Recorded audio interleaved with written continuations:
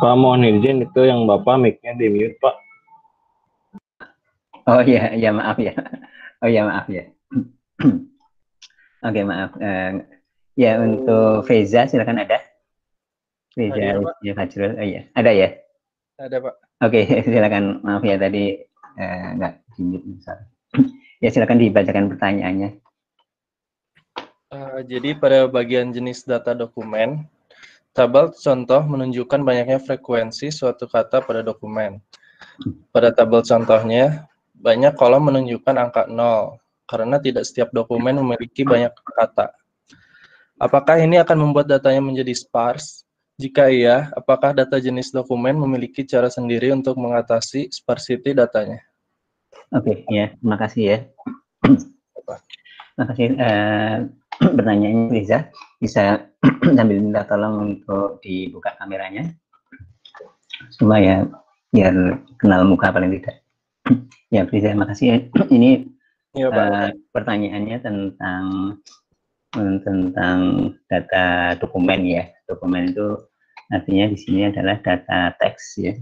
Nah, kebetulan saya yang interestnya memang utamanya di data teks. Ya, jadi masalah sparsity ini adalah masalah yang banyak kita jumpai. Ya, sparsity itu artinya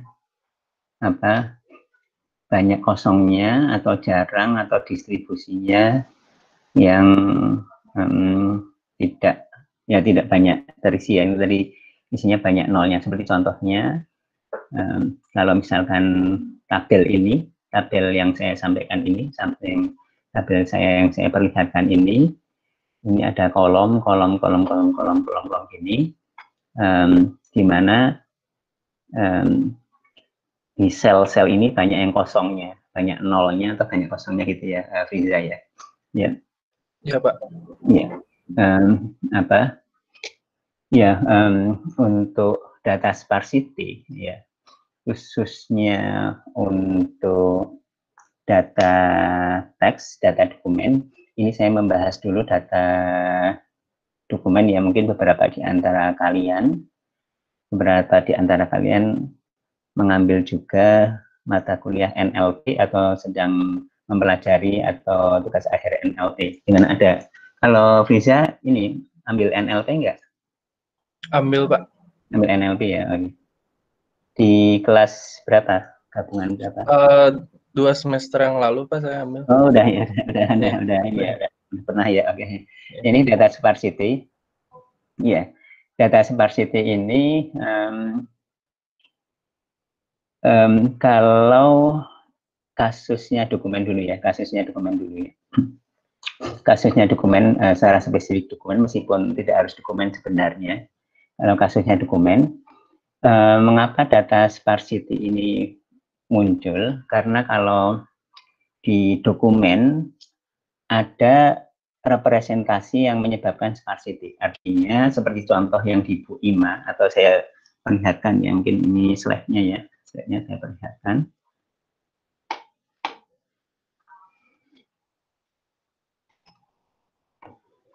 Ya, kelihatan slide-nya ya.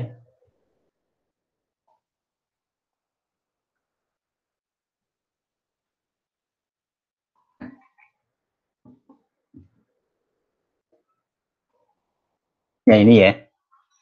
Ini ya Friza ya. Iya Pak. Ya ini kan.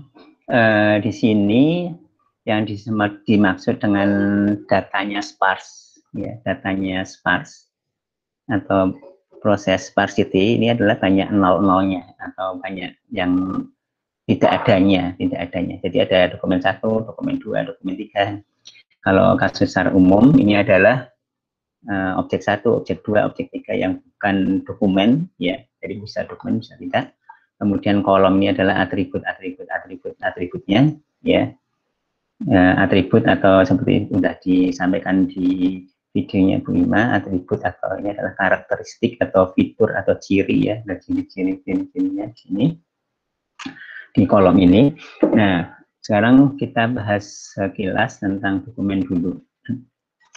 Nah, kalau untuk dokumen biasanya memang kalau representasinya seperti ini, dinyatakan dengan cara seperti ini, dinyatakan dengan bahwa dokumen itu terdiri dari kata ini, kata ini, kata ini, kata ini, kata ini, dan seterusnya, di mana kata-kata tersebut, yang kolom ini adalah vocabulary. Ya, vocabulary itu daftar kata, di mana daftar kata itu bisa ribuan, bisa 5.000 itu termasuk agak sedikit, ya. Padahal dokumen itu biasanya kan di dalam sebuah dokumen, dalam sebuah email, dalam sebuah artikel berita itu kan isinya kan tidak sampai ribuan.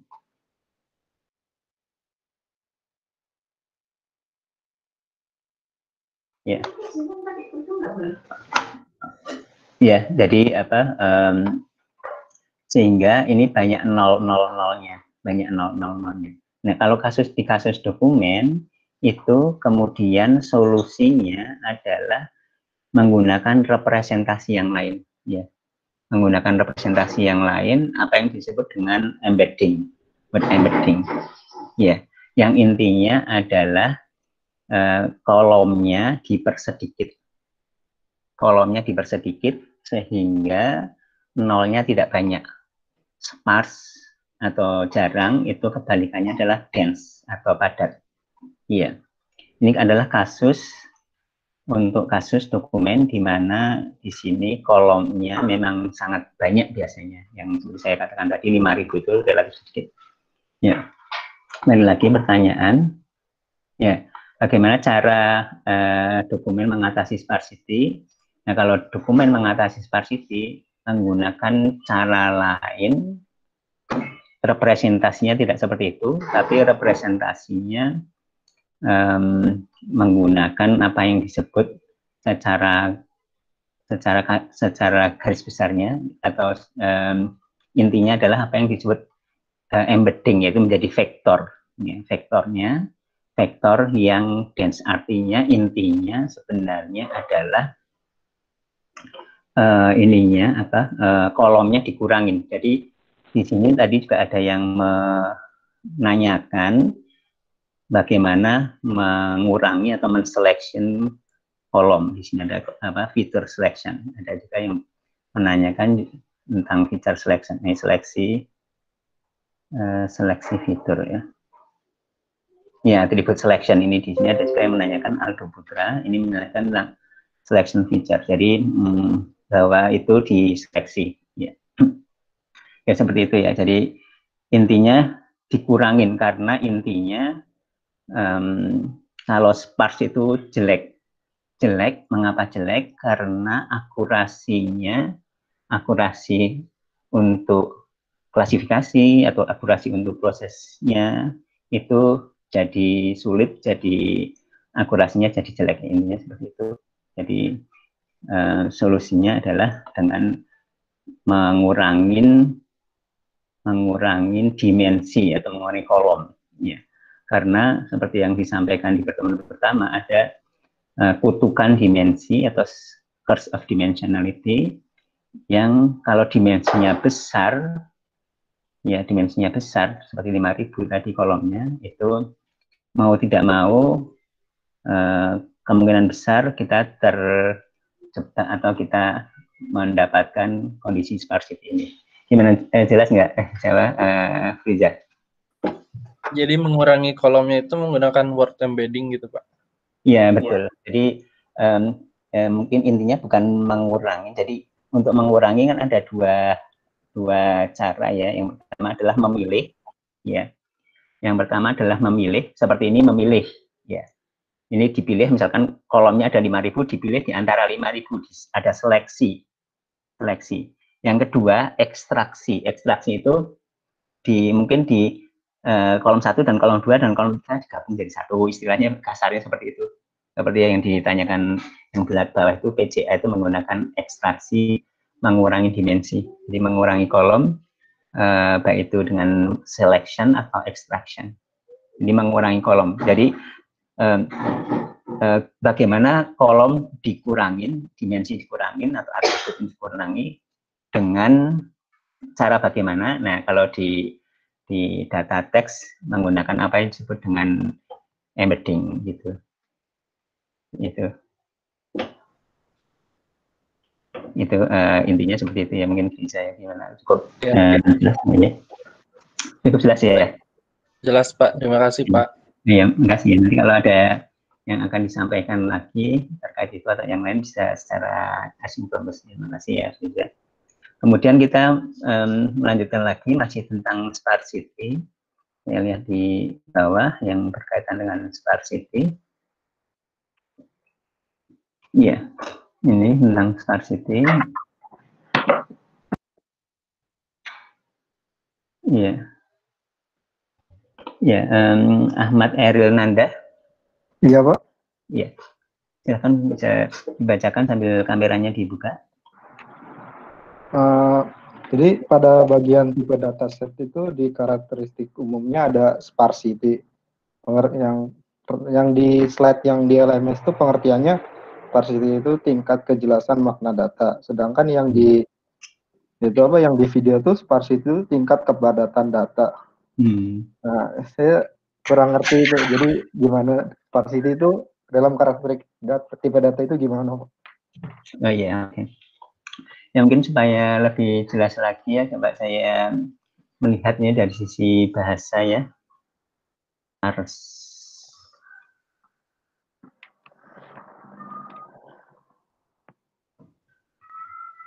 gambarnya aja.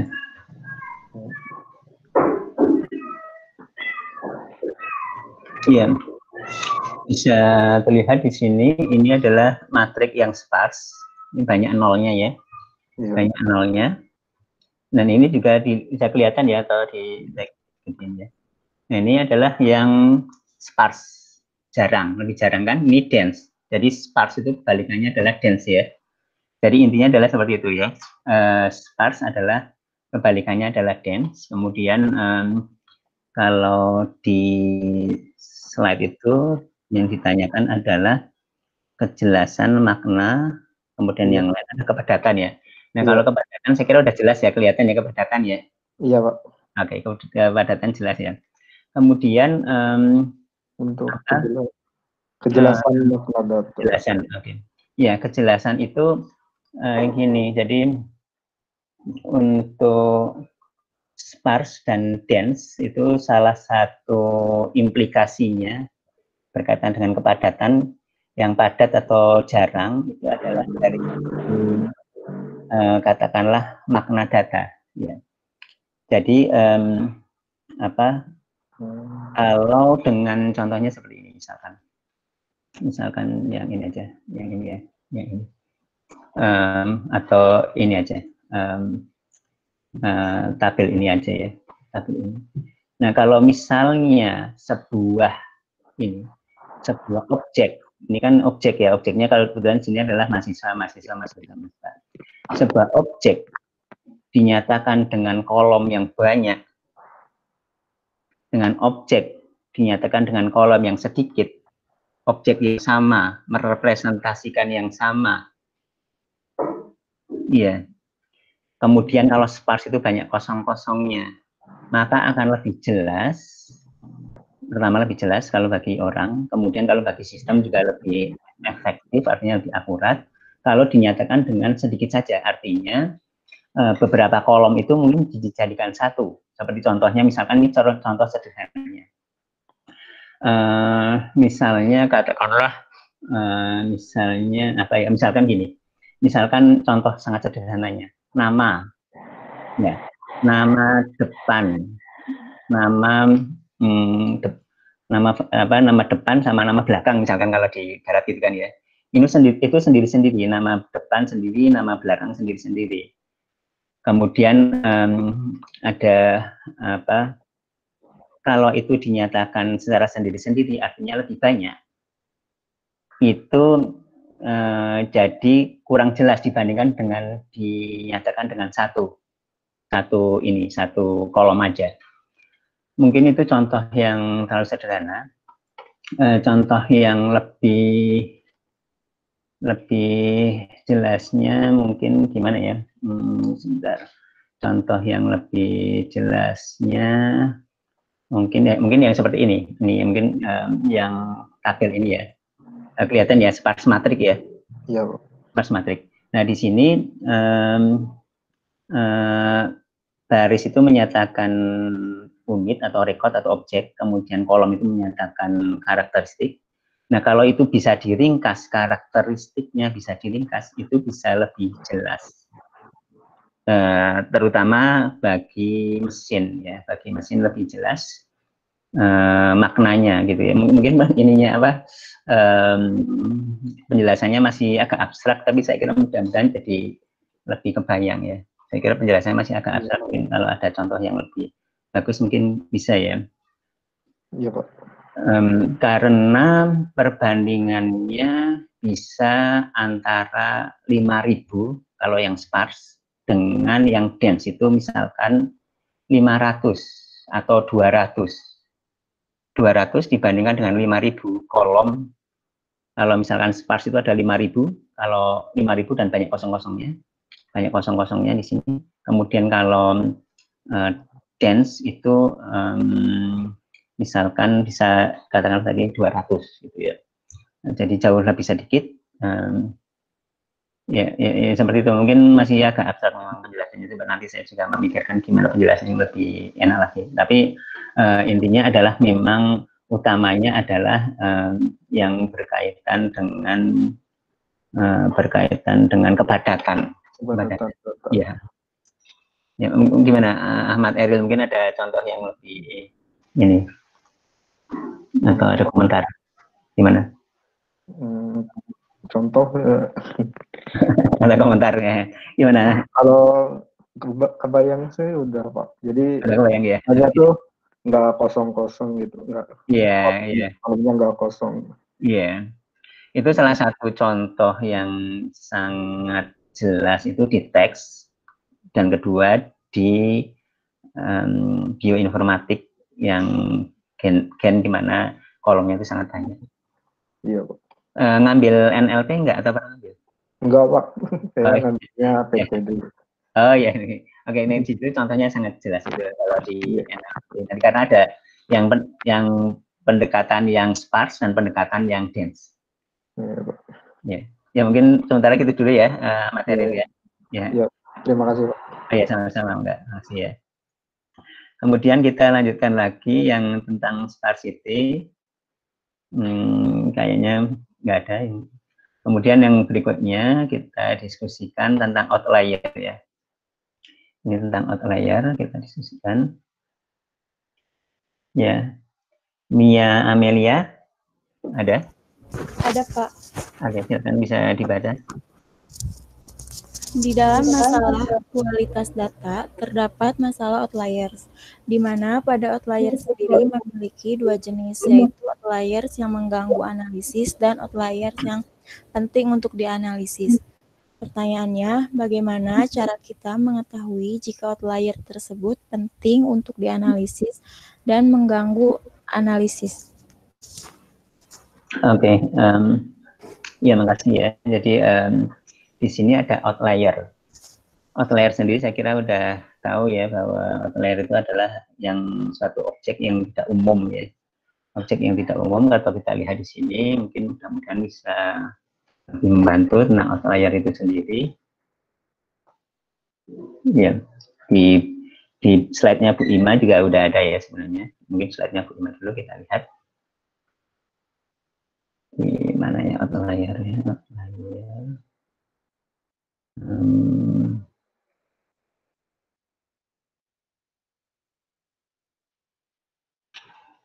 Ini ya outlier. Ini outlier ya kelihatan ya. Jadi kalau kita gambarkan ini ada kumpulan data-data di mana sebuah titik yang kecil ini adalah data. Ya, titik yang kecil ini adalah data. Kemudian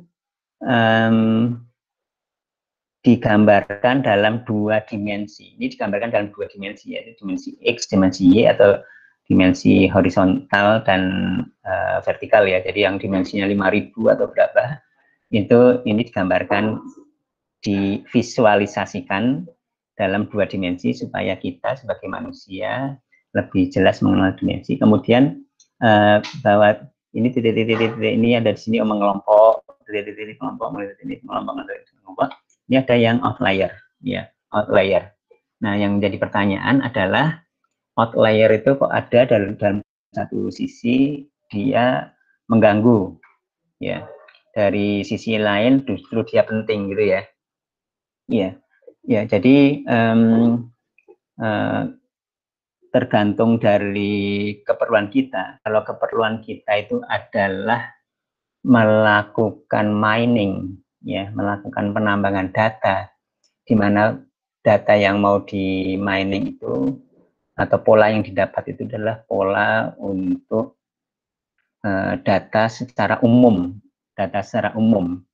seperti misalkan kita ingin melakukan pengelompokan atau segmentasi pelanggan, ya, pengelompokan atau segmentasi pelanggan, maka outlier itu merupakan hal yang mengganggu yang sebaiknya diminimalisir pengaruhnya. Outlier itu contohnya kalau segmentasi pelanggan, seperti misalkan gini, segmentasi pelanggan itu misalkan contohnya contohnya gini, kalau misalnya kalau ini misalkan nih, kalau misalkan pelajar, misalkan ada salah satunya itu adalah misalkan ininya kolomnya atau atributnya itu adalah pelajar. Jadi kalau seperti ini misalnya, atau misalnya seperti ini ya, ini adalah misalkan ini orang pelanggan yang mahasiswa adalah pelanggan. Kemudian ini adalah statusnya pelajar, misalkan gitu ya, pelajar. Kemudian pelajar SMA misalkan. Kemudian di sini ada, katakanlah misalkan pelajar SMA itu misalkan di sini adalah misalnya kita punya data, ada survei uang saku misalkan. Uang saku. Nah, uang saku itu kalau pelajar misalkan antara sampai berapa ribu sampai berapa ribu. Tapi ternyata ada juga dua pelajar yang ininya uang sakunya itu dia juta-jutaan misalkan. Nah, itu kan suatu yang outlier. Nah, kalau kita melakukan segmentasi pelanggan, itu yang seperti itu jangan mengganggu nanti karena antara misalkan pelajar, antara pelajar dengan di sini sebenarnya pelajar itu masuk ke sini, tapi dia mempunyai beberapa sifat yang berbeda sehingga dia menyempil sendiri. Nah, itu kalau kita mining sesuatu yang data yang umum, maka outlier itu dihilangkan. Kemudian itu yang pertama, kalau outlier itu sebaiknya dihilangkan. Kemudian yang kedua, kalau outlier itu adalah mengganggu atau outlier itu perlu dianalisis itu adalah sesuatu yang tidak wajar itu perlu dideteksi, ya. Sesuatu yang tidak wajar itu perlu dideteksi. Perlu dideteksi itu seperti misalkan adanya, misalkan contoh yang populer itu adalah fraud, kecurangan. Fraud detection, kecurangan, ya. Kecurangan, fraud detection. Fraud itu suatu kecurangan, transaksi kecurangan. Orang yang melakukan kecurangan itu sedikit atau banyak biasanya persentasenya. Gimana? Gimana, Mia Amelia? Orang yang melakukan kecurangan seperti misalkan contohnya ya dia lebih presentasinya sedikit atau mendominasi atau minoritas. Gimana, Mia Amelia? Iya, Pak. Iya. Kalau kecurangan, transaksinya itu adalah transaksi kecurangan, itu biasanya mayoritas dari transaksi yang ada di masyarakat atau mayoritas atau minoritas transaksi yang curang. Mayoritas. Maksudnya yang curang mayoritas. Minoritas. Minoritas ya, mungkin ya mayoritas bisa juga di suatu tempat.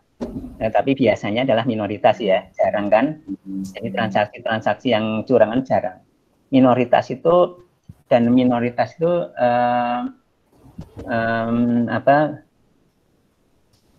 contohnya seperti ini ya, contoh yang kasarnya, mungkin tidak perlu di-mining dengan canggih juga bisa. Misalkan biasanya transaksinya ada di Bandung, misalkan secara online. Di Bandung, kemudian tempat transaksinya Bandung, Jakarta, dekat-dekat di sini lah, kadang-kadang di Semarang. Tapi ini tiba-tiba transaksinya kok ada di Moskow, di pelanggan tersebut. Itu artinya kan itu adalah outlier dari sisi perilaku, ya, dari sisi perilakunya outlier. Nah, itu perlu dicurigai. Jadi istilahnya adalah outlier detection, deteksi outlier. Deteksi outlier itu adalah kita ingin mendeteksi outlier, salah satunya adalah deteksi kecurangan, atau juga misalkan adanya misalkan kalau di network itu misalkan ada ini apa untuk security, misalkan gitu, yang sesuatu yang tidak wajar, ini log catatan network yang tidak wajar, ya. Jadi balik lagi ke sini, kalau perlu dianalisis itu adalah kalau outlier detection, contohnya kalau ingin melakukan fraud detection, mendeteksi kecurangan, atau outlier yang mengganggu, itu adalah outlier kalau kita mau memining proses pola yang umum, yang bukan mau mencari yang outlier. Contohnya tadi segmentasi pelanggan. Gimana Mia Amelia, cukup jelas nggak? Iya Pak, jelas. Jelas ya, saya kira seperti itu ya. Oke, ya, makasih Pak. Ya, sama-sama ya Amelia. Kemudian kita lagi, ya ini masih yang outlier. Ini Haikal Limansyah. Haikal Limansyah ada? Silakan. Iya Pak, ada Pak. Silakan sambil dibuka kameranya, dibaca. Bagaimana cara membedakan outlier yang penting untuk dianalisis dan outlier yang mengganggu analisis? Iya. Saya kira menyambung dari yang tadi yang saya sampaikan, di sini sudut pandang pertamanya adalah tujuannya. Tujuannya kita adalah mau mencari pola-pola outlier, atau kita mau pola-pola yang umum. Pola outlier itu yang tadi itu, yang biasanya itu jarang, tapi dia itu jarang, tapi biasanya dia mengganggu. Biasanya bukan yang outlier itu biasanya bukan mencari yang hebatnya atau yang bagusnya, tapi biasanya mencari akibat efek dari outlier yang biasanya jelek, seperti misalkan tadi fraud atau deteksi kecurangan, deteksi misalkan catatan atau log network yang tidak wajar. Nah, ini untuk sebenarnya berangkatnya dari keperluan kita mau melakukan mining itu apa. Jadi kita tidak membedakan, oh outlier ini outlier yang penting, oh outlier ini outlier yang mengganggu, tapi outlier itu mau dibersihkan, atau outlier itu justru mau dicari untuk kasus yang berbeda, bukan kasus yang sama, maksudnya bukan kasus yang sama, kemudian outlier ini outlier ini dipakai, outlier yang satunya lagi tidak dipakai untuk kasus data yang sama, tidak seperti itu. Biasanya adalah karena memang prosesnya, tasnya atau pekerjaan yang berbeda, tujuannya berbeda. Gimana menurut Haikal? Gimana? Mungkin ada komentar? Iya Pak, cukup jelas Pak. Cukup jelas ya. Jadi memang berangkat dari tujuannya dulu. Ya, seperti itu ya. Terima kasih Pak. Ya, sama-sama ya. Nah, kemudian berikutnya lagi masih tentang outlier. Di sini ya, tolong ya, mungkin ini sepertinya cukup ada beberapa yang mirip-mirip gitu. Ini diharapkan kalau bisa ini yang sebisa mungkin, ya mungkin memang ini mencari sendiri, tapi jangan ini, kalau bisa jangan melihat yang lain kemudian memparaphrase atau bagaimana. Ya, jadi kalau pertanyaan dari Muhammad Faris, saya kira mirip-mirip ya, seperti yang tadi, dan saya kira udah bisa terjawab. Gimana Muhammad Faris, mungkin apakah udah terjawab belum yang saya sampaikan tadi, atau komentar? Silakan, mungkin ada pendapat. Sudah cukup Pak. Cukup Sudah ya? cukup. Oke. Kita lanjutkan lagi ini. Ya, ini untuk lebih menguatkan saja yang disampaikan oleh ini ya, Hari Satria. Jadi di sini berangkatnya kita memang melakukan analisis apa, atau melakukan proses apa, atau melakukan mining apa ya. Jadi bukan apa outlier itu mengganggu atau outlier itu dianalisis, tapi tergantung keperluan kita. Kemudian kita tuntaskan dulu tentang outlier. Berikutnya,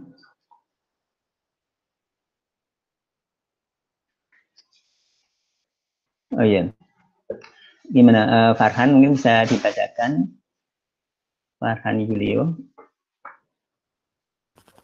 Farhan Julio. Iya. Ya, silakan bisa dibuka tampilannya dan dibacakan. Sebenarnya mirip-mirip sih Pak, kan tergantung tujuan. Ini apa pertanyaan saya, saat meringkas properti data dengan MEAN, dikatakan bahwa MEAN itu sangat sensitif terhadap outliner. Jika ditemukan beberapa outliner yang membuat rata-rata menjadi sensitif, apa yang harus kita lakukan dengan data-data outliner agar mendapat nilai MEAN yang baik Pak? Oke, mungkin mirip-mirip dengan tadi ya, akan ya. Sudah terjawab belum? Udah sih Pak, tergantung tujuan kita. Iya, outlier ya, outliner di sini. Iya Pak, salah yang pertama. Oke, kita lanjutkan. Masih outlier di sini. Alkia Hari. Iya Pak. Ini mirip-mirip ya? Sudah ya? Iya Pak. Sudah terjawab ya? Sudah. Terima kasih. Oke, terima kasih ya. Kemudian Evi Indah Absari. Iya Pak. Iya, udah ini ya, udah terjawab ya. Iya, sudah terjawab Pak. Minta tolong nanti kalau yang membuat pertanyaan yang agak belakang di yang lain dibaca-baca sekilas dulu sehingga tidak terlalu sama. Ya, kemudian juga yang lain ini saya kira sama ya, di Agus sekali lagi.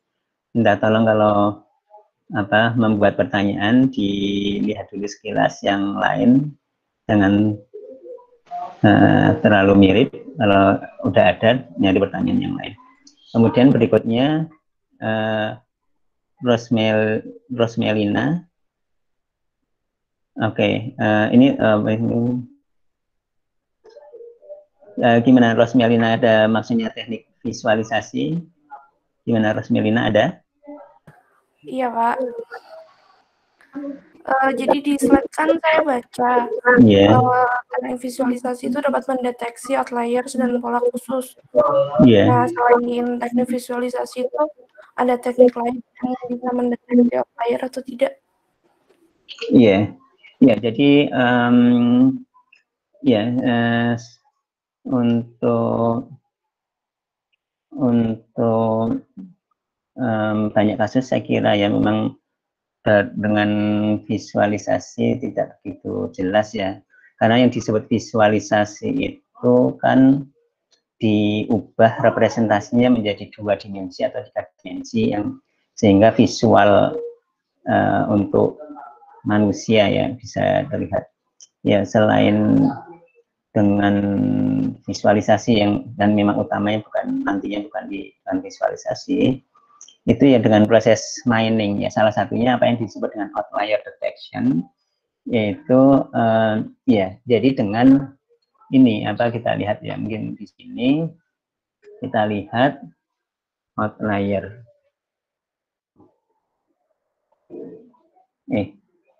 outlier detection ya, atau di slide-nya Bu Imaja.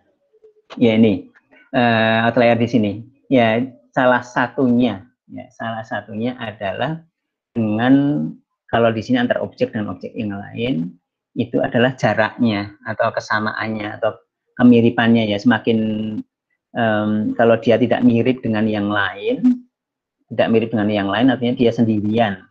Di sini yang sendirian ya. Ini sendirian, yang di bulat-bulatin merah ini sendirian, ya. Di bulatin merah sendirian.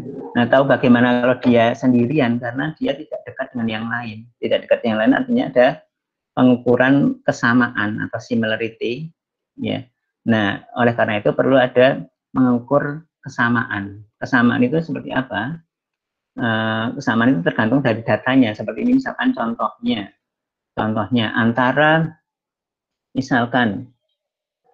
antara kolom satu dengan kolom yang lain. Dalam hal ini contohnya adalah antara satu mahasiswa dengan mahasiswa yang lain. Misalnya contohnya kita lihat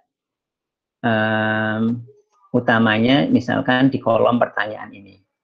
Ya, kalau kita ingin mengelompokkan mana yang pertanyaan yang berbeda yang tidak ada yang samanya. Ya. Kalau di sini, kalau di sini kan ada pertanyaan yang mirip-mirip itu, ada pertanyaan yang beda sendiri.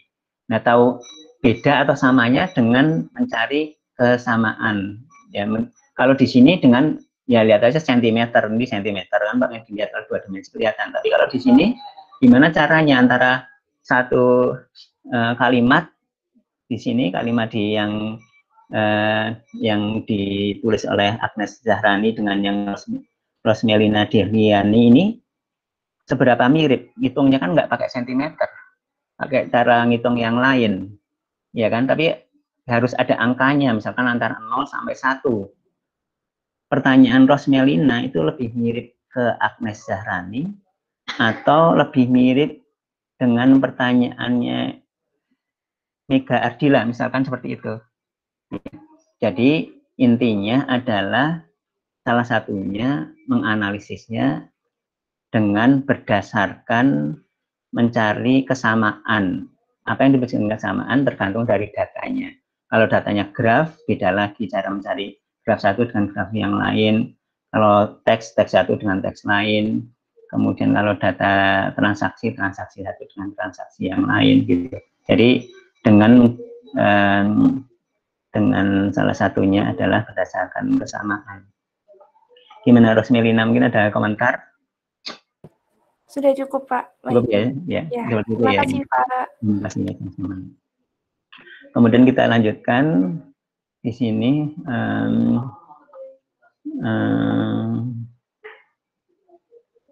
Oke, saya kira sudah cukup jelas ya, Dimas ya, kita bersama. Oke.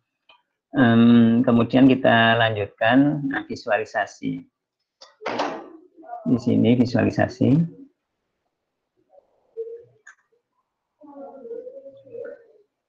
Salma Fauzia ada? Iya, Pak hadir. Ya, bisa dibacakan Salma Fauzia? Pada teknik eksplorasi data terdapat metode visualisasi yaitu histogram, blockplot, dan scatterplot. Yang mana yang lebih efisien untuk digunakan dalam metode visualisasi? Oke. Ya, makasih ya Salma ya. Jadi mungkin penjelasannya secara garis besar adalah seperti ini. Sebelum saya menjawab di sini, saya kira saya akan membahas sekilas tentang pertanyaannya itu sendiri, yang dimana di sini disebutkan yang mana yang lebih efisien. Ya, saya kira akan lebih tepat kalau pertanyaannya bukan efisien tapi efektif. Ya, bukan efisien tapi efektif. Apa perbedaan efisien dengan efektif? Ya, efisien dengan efektif.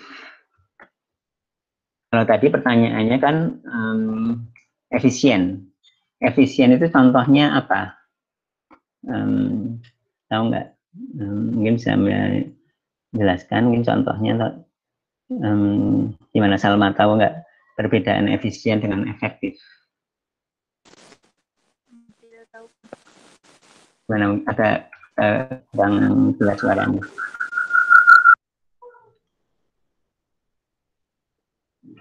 Ya, efisien itu satuannya biasanya adalah atau mengukur kecepatan. Atau misalkan hemat ininya, resource-nya, seperti misalkan butuh resource, misalkan butuh CPU yang besar atau yang kalau efektif ya. Kalau efektif itu biasanya adalah misalkan akurasi, di sini akurasinya, jadi tepat atau kurang tepat, atau ini jenisnya mungkin ketepatan ya, ketepatan. Ya, jadi saya kira akan lebih umum kalau pertanyaannya adalah mana yang lebih tepat, efektif bukan efisien, lebih efektif atau lebih tepat ya. Lebih tepat, saya kira mungkin itu ya Pak yang ditanyakan Salma ya. Ya, kemudian visualisasi yang mana yang lebih tepat ya. Yang lebih tepat saya kira kalau tergantung dari jenis datanya ya, tergantung dari jenis datanya. Jadi seperti misalkan gini, contohnya histogram dengan scatter plot ya. Scatter plot itu kan membandingkan dua variabel atau lebih, atau mengkaitkan antara dua variabel atau lebih ya, scatter plot ya. Scatter plot itu contohnya kalau nggak salah di slide-nya Bu Ima itu adalah misalkan tentang yang bunga-bunga itu ya, di scatter plot itu yang bunga-bunga ada nggak scatter plot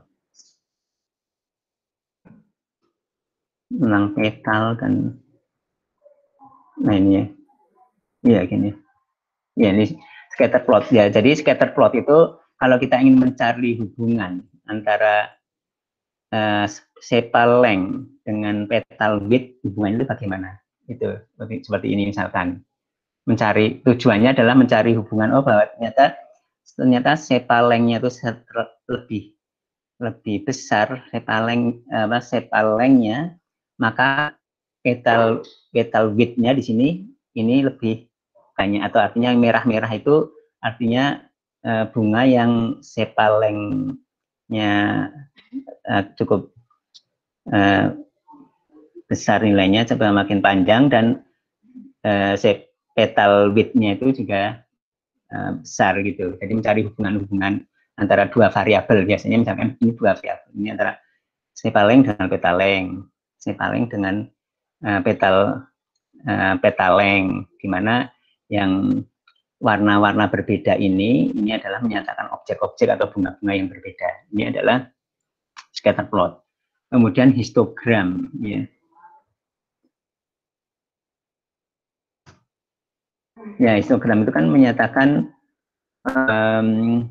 dia di sini kalau di sini menyatakan adalah seperti misalkan biasanya misalkan frekuensinya ke atas itu adalah frekuensinya, biasanya besarnya. Misalkan kalau untuk petal length itu berapa untuk, jadi bukan mencari hubungan antara dua variabel ya. Jadi kalau pertanyaan di sini mana yang lebih cepat, saya kira kita ingin dari sudut pandang scatter plot, dari sudut pandang histogram, kalau itu memang memungkinkan, yaitu lebih bagus kalau bisa dari berbagai sudut pandang, karena metode visualisasi ini, chart-chart ini bisa dari sudut pandang yang berbeda. Meskipun ada juga nanti chart yang tidak cocok ya, tidak cocok untuk permasalahan atau untuk tujuan tertentu, tetapi kalau cocok maka bisa dari berbagai sudut pandang. Ya, saya kira seperti itu ya, dari sudut pandang berbeda-beda. Kemudian kalau box plot ya, box plot itu kan berarti kan mencari, kita bukan hanya satu nilai saja, tapi mencari minimumnya, maksimumnya, rata-ratanya, kemudian kuartil keberapa, bahwa bisa merepresentasikan 1, 2, 3, 4, 5, misalkan 5 angka, misalkan seperti itu. Jadi ini sepaleng, kan sepaleng itu ada ternyata nilainya segini sama segini, minimal maksimal, tapi ratanya segini, kemudian kebanyakan di sini, misalkan gitu. Itu ya. Gimana Salma Fauzia, mungkin ada komentar? Halo, gimana? Belum lagi bisa? Gimana? Cukup ya? Oke, mungkin cukup ya karena nggak begitu jelas suaranya sama. Oke, makasih ya Salma ya. Kita lanjutkan lagi untuk visualisasi. Di sini visualisasi ada Salsabila Putri. Ada Pak. Oh iya. Nah, jadi pertanyaannya saya kira hampir mirip dengan yang tadi ya. Iya. Mana yang lebih baik ya? Mana yang lebih baik kan? Ya lebih baik itu kalau bahasa yang lain tadi lebih tepat atau efektif tadi di Salma ini efektif. Iya. Ya. Jadi bahasa efektif atau lebih baik, lebih tepat gitu. Ini bahasanya kalau bahasa Indonesia saya kira lebih tepat, lebih baik. Tapi kalau bahasa yang lebih teknis efektif gitu. Jadi saya kira pertanyaan ini ya. Saya kira ya bisa digunakan ketiganya asal cocok ya. Asal cocok. Karena kadang-kadang tidak bisa digunakan.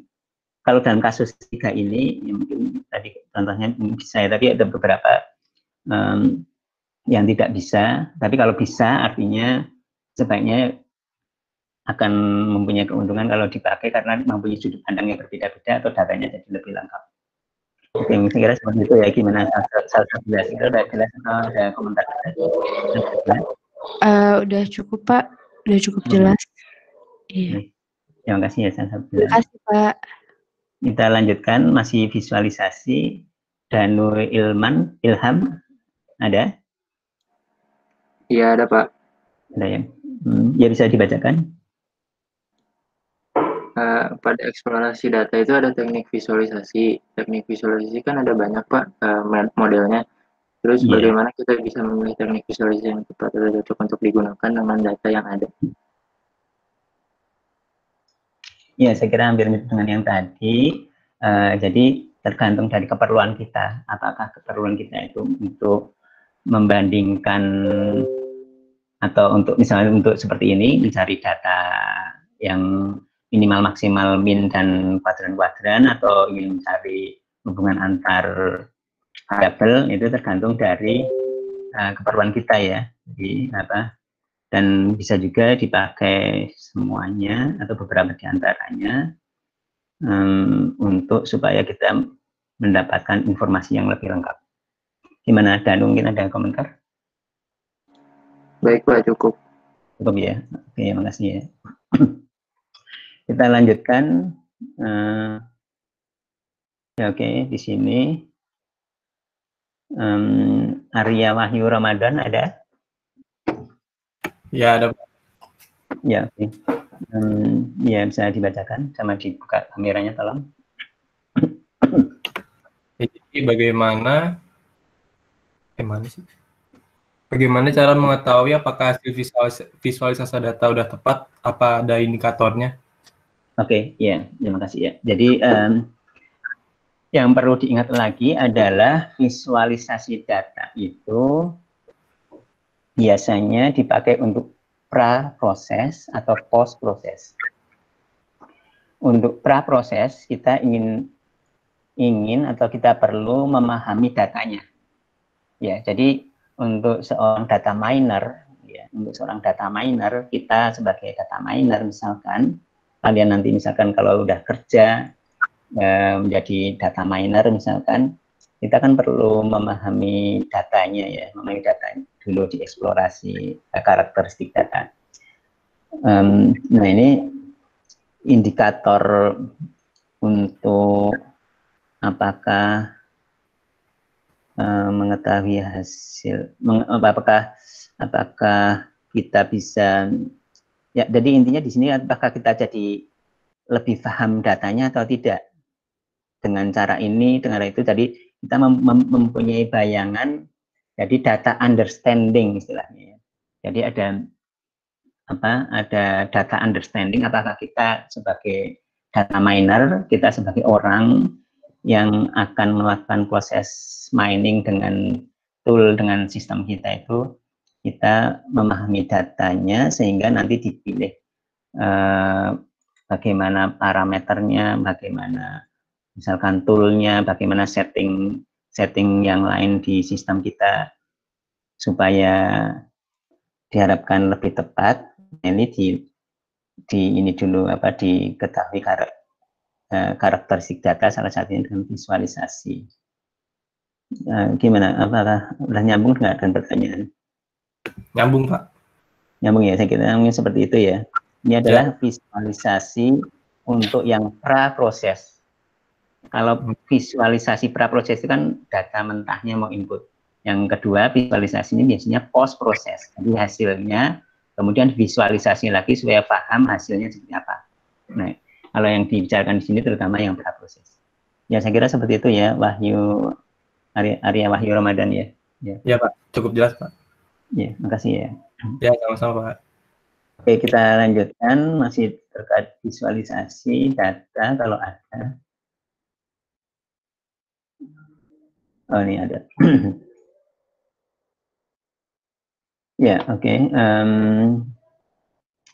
Ya, Mega Ardila ada?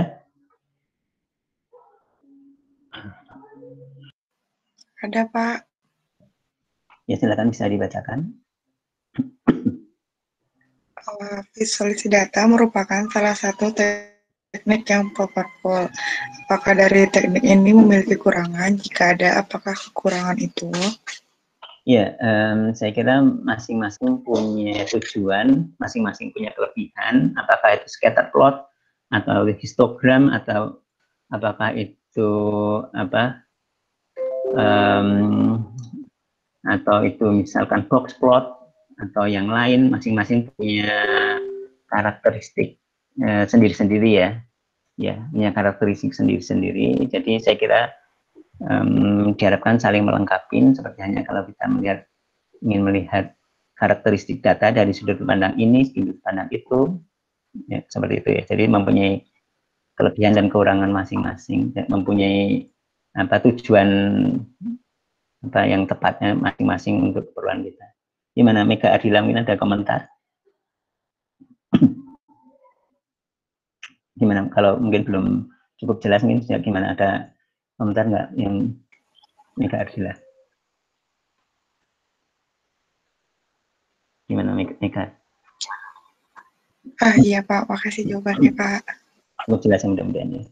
Oke, berikutnya masih visualisasi data. Agnes Zahrani ada? Ada, Pak. Gimana dari visualisasi data yang didiskusikan sebelumnya, mungkin ada komentar terkait dengan pertanyaan ini atau udah terjawab? Mungkin bisa dijawab lagi, Pak. Belum terlalu paham. Gimana? Jadi, mungkin ada yang gimana? Dalam menganalisis suatu dataset, apakah diperlukan eksplorasi data menggunakan lebih dari satu teknik visualisasi? Dan manakah teknik visualisasi yang paling baik? Iya. Iya, jadi seperti misalkan ini contohnya data tentang bunga, ada sepalengnya, sepal width-nya, petal length, petal width, sepal petal. Kita lihat, saya lupa ini bahasa Indonesia ada.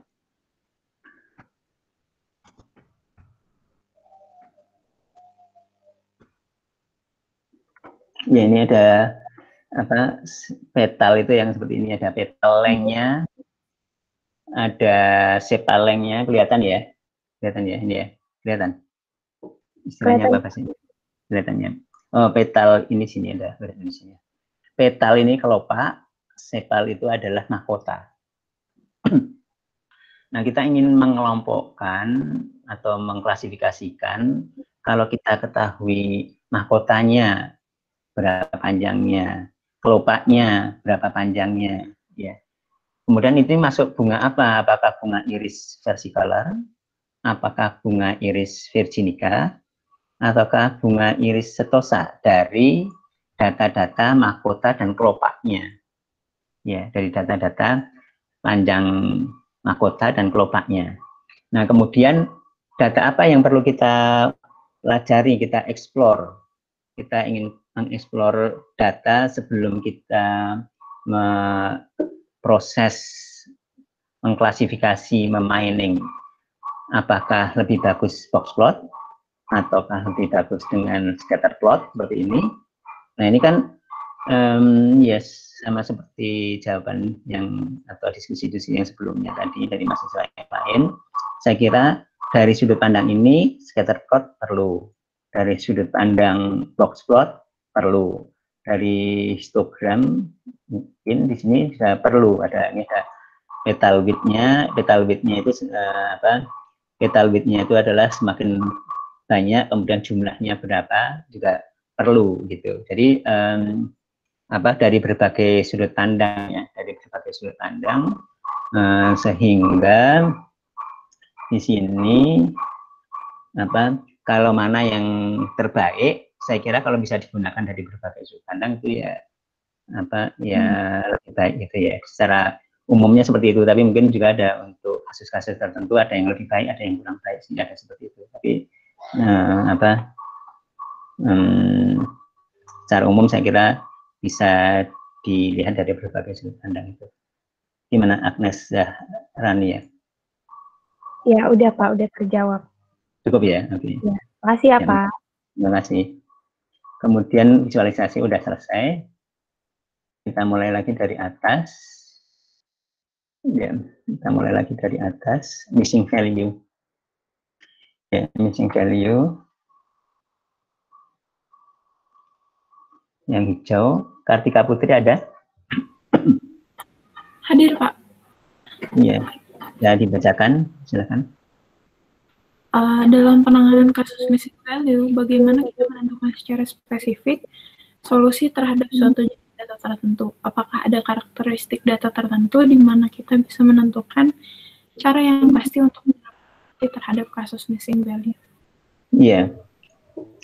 Ya, sebelum membahas tentang missing value itu sendiri, kalau bagaimana mengatasi missing value, kalau missing value itu sesuatu atau seperti itu, missing value itu apa sebenarnya? Missing value itu apa? Ya, jadi kalau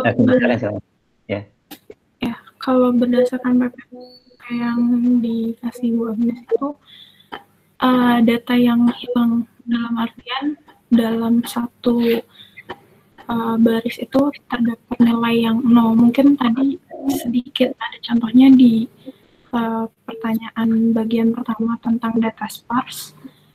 Mungkin itu contoh untuk NLP. Di data transaksi sebetulnya juga ada contohnya.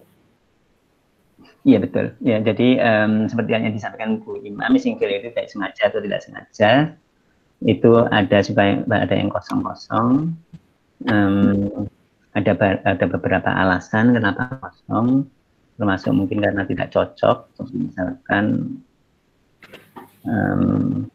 kalau misalkan contohnya misalkan kalau misalkan di sini adalah di kolom-kolomnya adalah orang-orang atau penduduk, kemudian salah satunya adalah pekerjaan, kan ada yang nggak ada pekerjaan karena dia masih anak-anak, salah satu. Ya, jadi missing value itu sesuatu pada prinsipnya atau biasanya missing value itu sesuatu yang negatif ya, atau sesuatu yang menyulitkan atau suatu tantangan, sehingga perlu di-handle, perlu ditangani supaya hasilnya, jadi supaya misalkan akurasi prediksinya misalkan itu lebih bagus ya. Nah, ada berbagai cara untuk menangani missing value atau yang untuk solusi missing value, yang artinya missing value itu yang tadinya missing, hilang atau kosong, diisi ya. Ya, salah satu caranya adalah dengan diisi. Nah, diisinya caranya bagaimana? Diisinya dengan apa? Diisinya dengan juga tergantung dari jenis datanya. Ya, diisinya tergantung dari jenis datanya. Diisinya tergantung dari jenis datanya. Seperti contohnya misalkan data penduduk misalkan gitu ya. Jadi data penduduk misalkan di sini ada penduduk 1, 2, 3 dan seterusnya.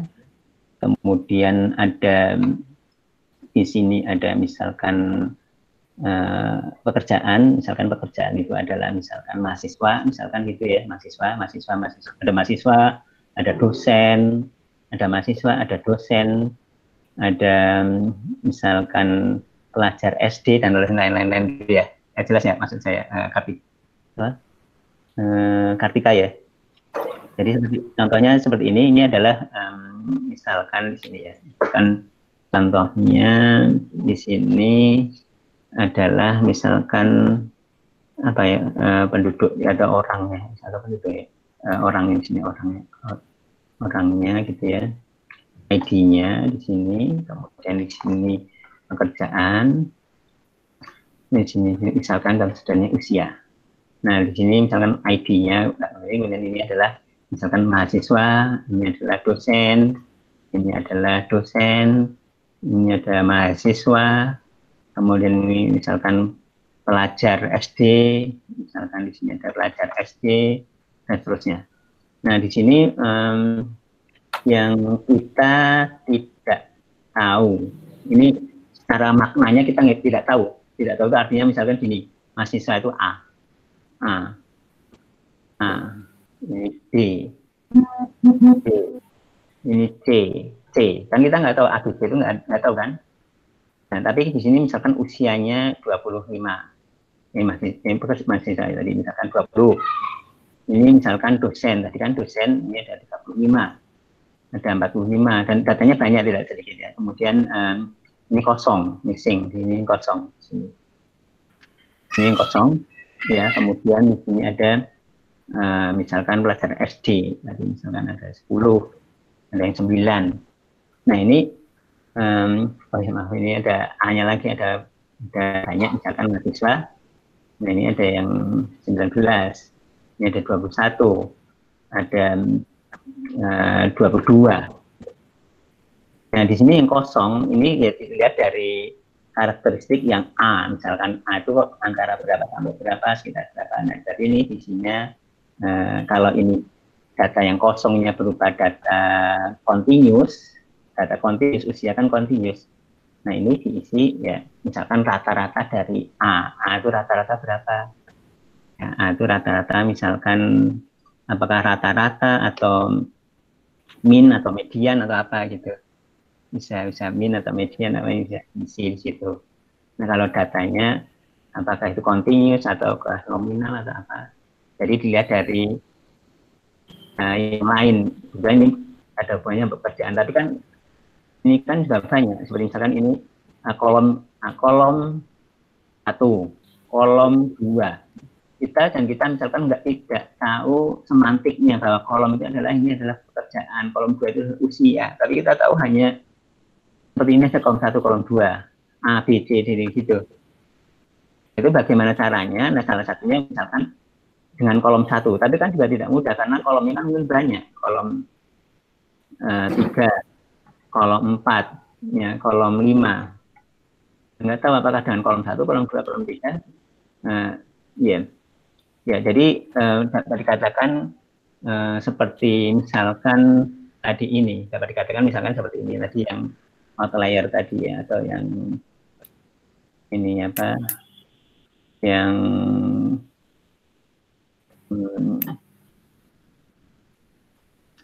sehingga misalkan diharapkan ngumpul ini apa datanya seperti ini, datanya itu nanti lebih dekat-dekat kemana, dia lebih dekat ke situ, sehingga di sini diisi dengan supaya lebih dekat antara dengan yang lain tanpa kita tahu kolom 1, kolom 2, kolom 3. Jadi seperti misalkan salah satunya misalkan seperti tercluster kalau kita nggak tahu kolom-kolomnya gitu. Itu ya. Jadi dibandingkan dengan data-data yang lain, relatif data yang lain, kalau bisa cara kasarnya adalah seperti misalkan supaya terkelompokkan, seperti ini lebih terkelompokkan.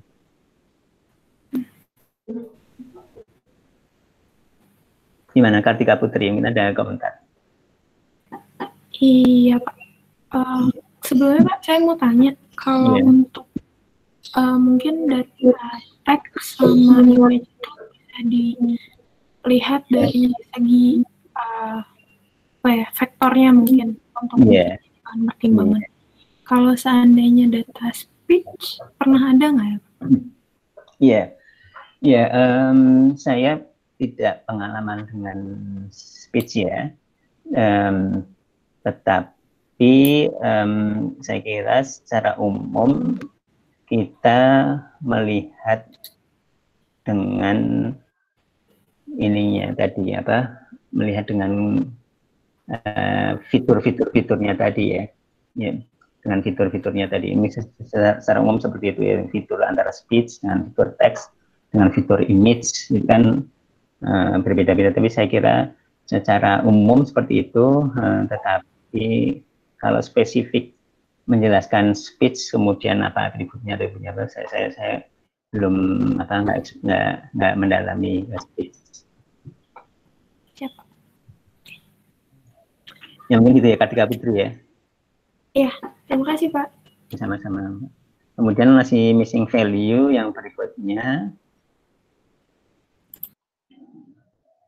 Hijau, Naklia Arum Permata, ada? Hadir Pak. Ya silakan, bisa dibacakan. Jika terdapat missing value, solusi penanganannya antara lain adalah mengeliminasi objek data, mengestimasi matching value, tidak memperhatikan missing value, dan menggantikan dengan semua kemungkinan nilai.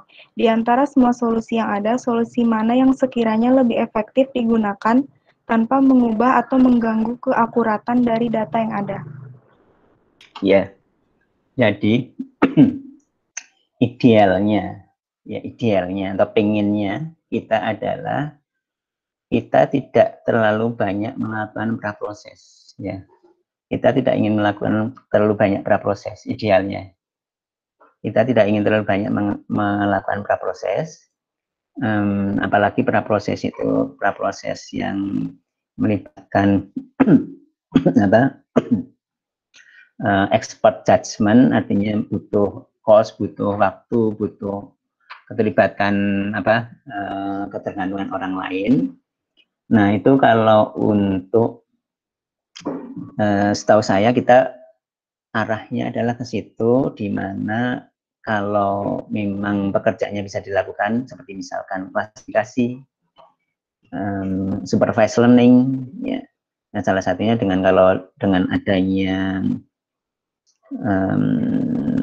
dengan adanya seperti deep learning itu diminimalisir seperti itu. Artinya datanya gunakan aja tanpa kita harus missing value-nya diapain, apakah itu dieliminasi objeknya, ataukah missing value-nya itu kira-kira diisi, atau menggantikan dengan yang lain dan lain-lain gitu ya. Nah, kemudian di sini solusi mana yang lebih efektif? Ya, saya kira di sini kita juga perlu melihat bahwa kalau misalkan kita perlu data untuk learning, artinya data ini kan data training kan.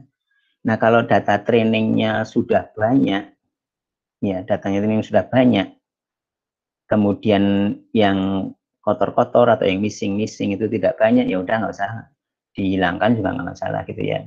Tapi kalau misalkan datanya itu kemudian kalau yang missing value kemudian objeknya dieliminasi, objeknya dihilangkan, nggak dipakai, nggak dianggap, itu kan jadi data trainingnya lebih sedikit, ya. Data trainingnya lebih sedikit, sehingga proses belajarnya, learningnya jadi lebih sedikit, itu jadi kurang bagus kan. Ya misalkan bagaimana kalau kemudian dikira-kira dan lain-lain, meskipun mengira-ngiranya itu juga tidak 100% benar, tapi udah membantu trainingnya jadi lebih banyak. Ya, ya jadi memperhatikan itu, apakah jadi data trainingnya jadi jauh lebih berkurang atau tidak. Kemudian juga waktu mengestimasi itu, apakah estimasinya bisa kira-kira bagus itu maksudnya seperti tadi ada pola, seperti ini tadi ada pola bahwa ini agak mudah kan, ada pola dengan kolom satu atau dan kolom-kolom yang lain. Atau ya begini aja, dianalisis aja. Kalau menggunakan cara ini, bagaimana hasil akhirnya, performansinya. Apakah akurasinya jadi lebih bagus mana? Ya kalau misalkan melakukan eksperimen, melakukan penelitian, melakukan tugas akhir, ini justru menjadi salah satu bahan analisis yang kemudian analisisnya itu dilihat, karena kalau dieliminasi objek datanya jadi berkurang ininya, turun akurasinya. Nah kemudian dianalisis, kemudian mungkin dilihat ternyata karena data trainingnya jumlahnya berkurang banyak, misalkan seperti itu. Ya secara garis besar mungkin begitu ya. Nafia, gimana menurut Nafia, gimana? Ya, cukup Pak. Cukup ya jadi. Ya, terima kasih Pak.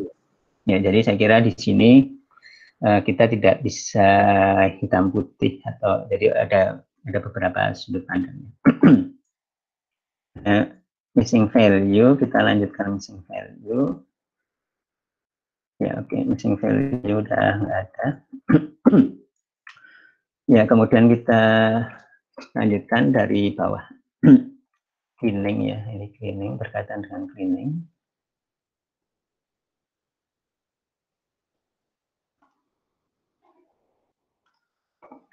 Rizky Hilman ada? Hadir Pak. Ya. Ya, ya bisa dibuka kameranya sambil dibacakan. Baik Pak. Apa yang perlu diperhatikan pada saat melakukan data cleaning agar prosesnya efisien dan hasilnya akurat? Oke, iya. Ya, di sini supaya efisien ya. Efisien itu maksudnya misalkan cepat gitu ya, cepat nih, dapat cepat proses trainingnya mungkin ya, atau proses trainingnya akurat, itu supaya akurat hasil akhirnya ya. Cleaning itu sendiri, data cleaning sendiri mungkin yang dimaksudkan dalam data cleaning itu bagaimana? Pada saat misalkan ada yang duplikasi sama missing value yang kayak gitu kan, perlu dilakukan data cleaning. Nah, saya baca tuh ada survei bahwa si data cleaning itu membutuhkan waktu yang cukup lama gitu, beberapa hari sampai berminggu-minggu. Iya, oke, ya. Oke, ya. Oh ya, data cleaning itu adalah data kalau ada duplikat. Duplikat itu artinya sebenarnya orang yang sama tapi tercantum 2 kali gitu ya. Orang yang sama atau objek yang sama tercantum beberapa kali. Yeah. Kemudian seperti tadi missing value atau outlier, ya. Ya, apa yang perlu diperhatikan? Ya, saya kira di sini ada seperti yang tadi missing value misalkan. Ya, missing value, misalkan contohnya missing value dan hasilnya akurat. Kalau missing value, data cleaning itu missing value, kemudian hasilnya akurat, itu saya kira seperti yang tadi kita diskusikan dengan yang lain ya, pertanyaan yang lain ya, hasilnya akuratnya. Kemudian kalau datanya duplikat, yang perlu diperhatikan apa ya? Yang perlu diperhatikan, ya mungkin salah satunya kalau menurut saya adalah proses training. Kalau misalkan ini adalah supervised learning ya, bukan ada training, itu proses training itu kalau datanya itu tidak banyak berubah, artinya proses training itu dilakukan jarang-jarang, artinya proses training dilakukan dalam waktu sehari, 2 hari, 3 hari, 4 hari, seminggu, itu kan kemudian dipakai untuk 1 tahun proses untuk di production-nya atau di realnya kan. Kalau menurut saya sih kalau kasusnya seperti itu artinya ya sebisa mungkin kalau itu memang bisa menjadi lebih akurat, ya saya kira di ini saja, dilakukan yang tadi missing value-nya, kemudian duplikatnya dicoba sedikitin, kemudian outlier-nya dibersihkan. Ya mungkin jawabannya belum begitu nyambung, tapi saya kira masih ada hubungannya ya. Gimana menurut Rizky teman? Ya, Cukup ya cukup, Pak. ya. Ya, makasih ya. Ya. Kemudian kita lanjutkan.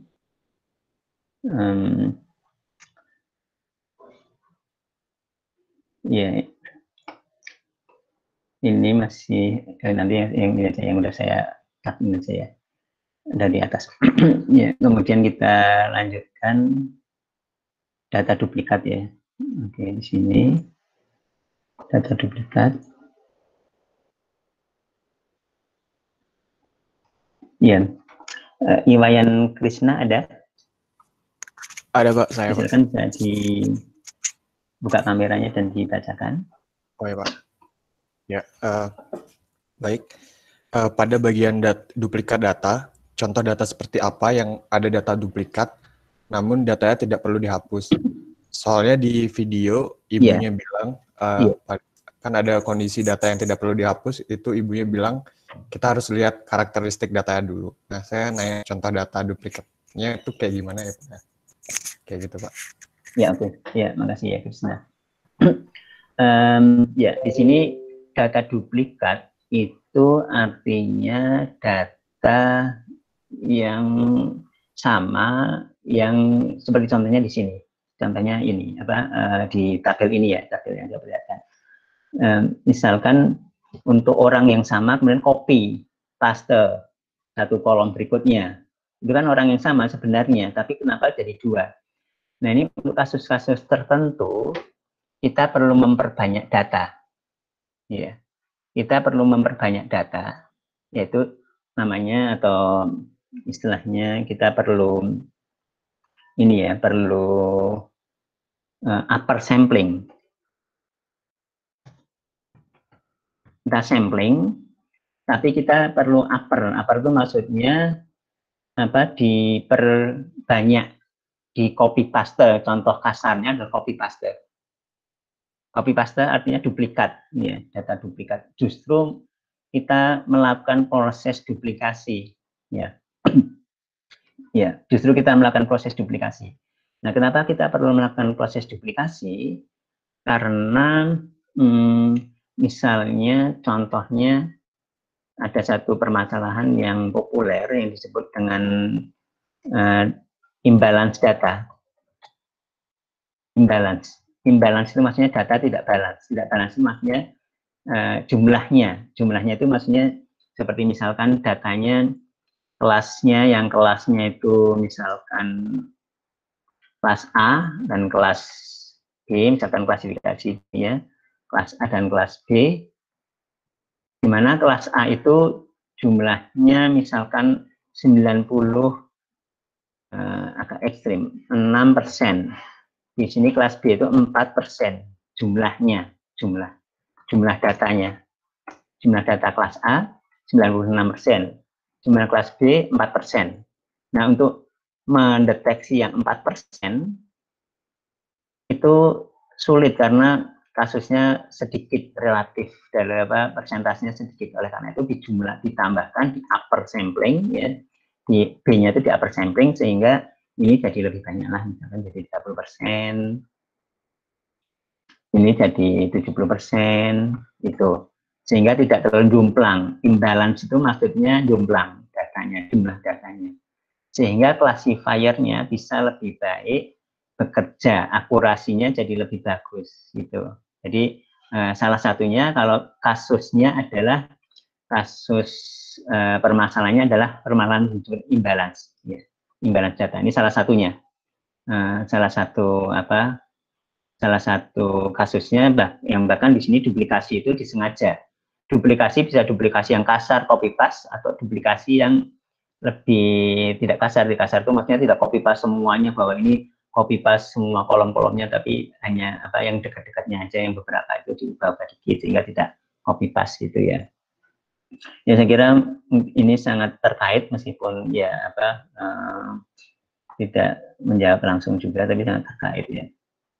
Nah, gimana Iwayan Krishna ini komentarnya?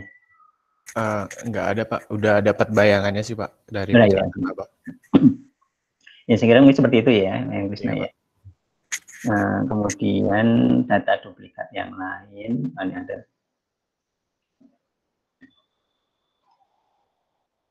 Ya.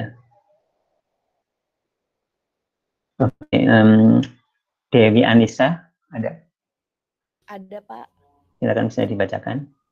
Salah satu penyebab dari duplikat data adalah saat pengumpulan data kita tidak memahami karakteristik dan dari data yang sudah kita kumpulkan. Maka solusinya adalah kita harus memahami dulu karakteristik data tersebut. Apakah ada contoh penyebab duplikat data yang lain dan bagaimana solusi untuk mencegah atau menangani terjadinya duplikat data tersebut?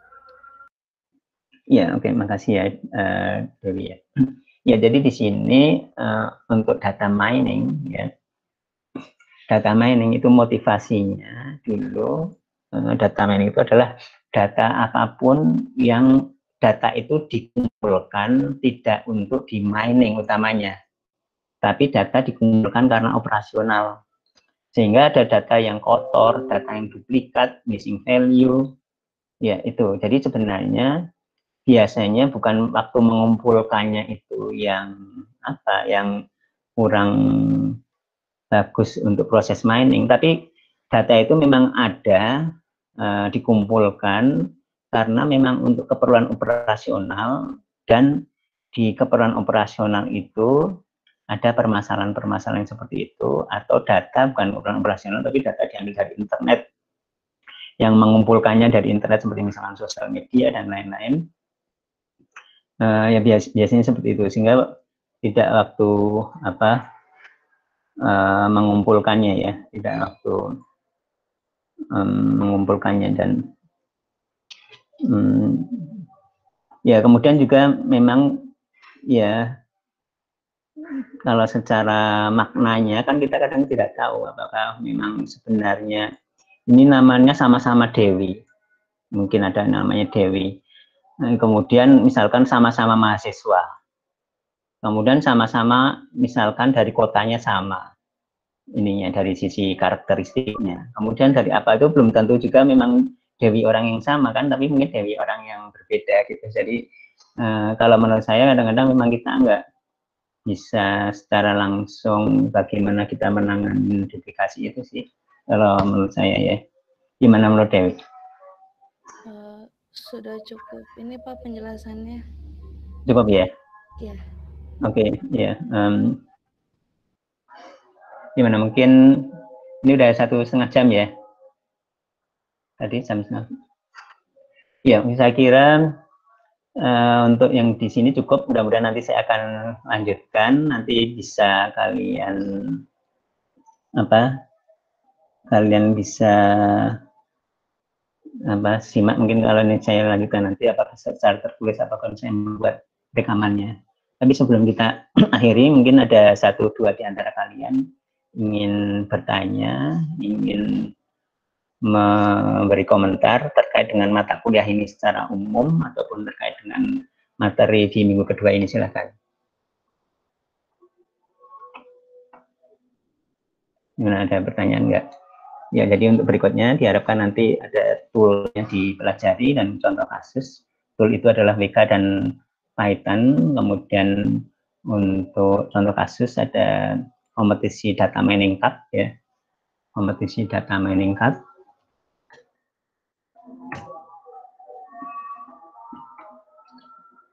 Ini kompetisi yang khusus untuk S1. Khusus untuk S1, kemudian mulai tahun 2002, ini contoh-contoh datanya ada. Contoh datanya ini bisa dilihat, ini bisa di-download. Ada contoh tasknya, problemnya, dan datanya, dan solusi maksudnya datanya, data kuncinya. Ya, ini salah satunya. Ya, saya kira mungkin seperti itu ya. Gimana, ada komentar, pertanyaan? Kalau tidak ada, silakan. Ada? Belum Pak. Nggak ada ya, oke. Kalau nggak ada, saya kira kita akhiri karena udah 1,5 jam. Kalau asinkronus kelihatannya bisa terlalu lama. Nanti kita lanjutkan dengan kalau sinkronus nggak bisa terlalu lama, kita lanjutkan dengan asinkronus. Ya, terima kasih semuanya. Mudah-mudahan bisa lancar. Ya, terima kasih ya. Assalamualaikum warahmatullahi wabarakatuh. Waalaikumsalam. Terima kasih Pak. Terima kasih Pak. Terima kasih Pak.